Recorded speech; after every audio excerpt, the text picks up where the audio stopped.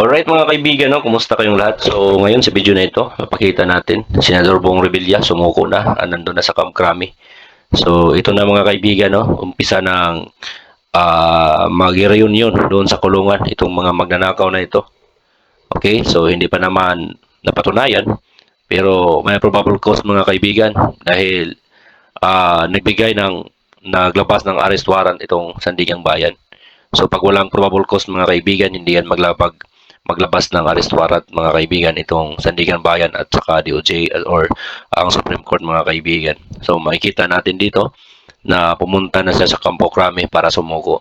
So sa pagkakaalam natin, kung plunder case mga kaibigan, itong kaso na ito ay non-bailable po ito.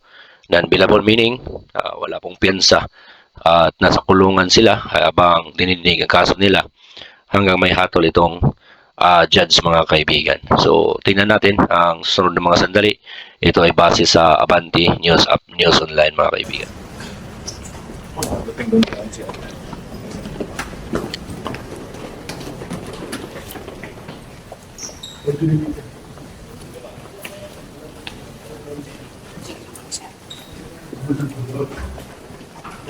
So yan mga kaibigan, no? Umpisa na.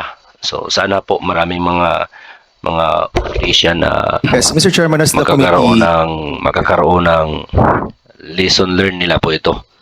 Na wala pong tinatawag ito, walang kinikilingan itong gobyerno natin ngayon. So nung una pinalaya sila, plunder case din kasama si Jinggoy. So ngayon mga kaibigan, kinakabahan na pati si Jinggoy dahil kasama din si Jinggoy Estrada, Senador Jinggoy, sa pinafailan ng kaso doon sa Sandigang Bayan mga kaibigan. So base po sa report na ito, tingnan natin yung mga komento. So wala pang comment mga kaibigan, 0 comment pa. So pinakabagong update po ito, 6 views pa, 6 views ngayon lang.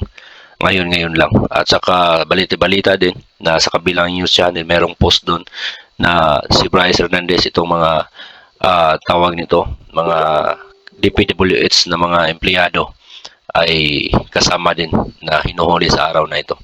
So hindi man natutuloy itong tinatawag na December 15 na nasa kulungan, pero hindi umabot ng matapos ang January. Mayroon na mga malalaking isda ang makukulong mga kaibigan. So maraming salamat. So dito lang po tayo.